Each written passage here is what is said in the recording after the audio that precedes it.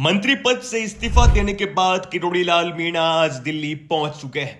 उन्होंने राष्ट्रीय अध्यक्ष जेपी नड्डा से मुलाकात भी कर ली है।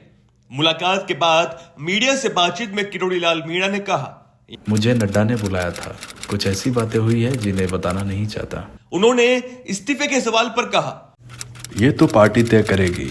मैंने जनता के बीच में वचन दिया था, मैं ईस्टर्न राजस्थान की सीटें हार गया तो मंत्री पद छोड़ दूंगा। वो मैंने छोड़ दिया है। इस्तीफे की कॉपी राष्ट्रीय अध्यक्ष के पास भी है। उन्होंने 10 दिन बाद फिर बुलाया है। सदा पार्टी लाइन पर काम किया है। न संगठन से कोई शिकायत है, न ही मुख्यमंत्री से।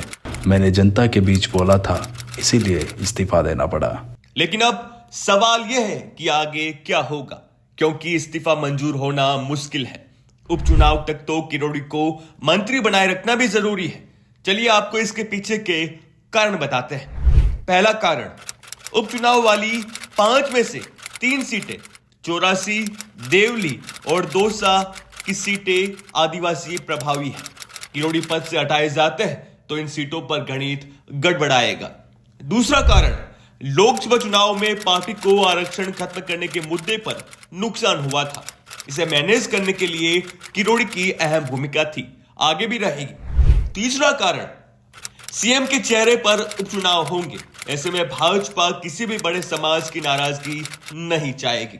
चलिए अब आपको बताते हैं कि इस्तीफे के क्या मायने थे। अंदर खाने चर्चा है कि डॉक्टर किरोड़ी लाल मीणा अपनी इच्छा से लोगों को विभाग में नहीं लगा पा रहे। डिप्टी सीएम नहीं बनाए जाने और मंत्री बनने पर महत्वपूर्ण विभाग नहीं मिलने का दबाव भी है। विभाग के 2 टुकड़े करने की भी नाराजगी की चर्चाएं जोरों पर है। खैर, अब देखना रोचक होगा, क्योंकि बीजेपी में अंदर खाने सब कुछ कुशल मंगल नहीं लग रहा है।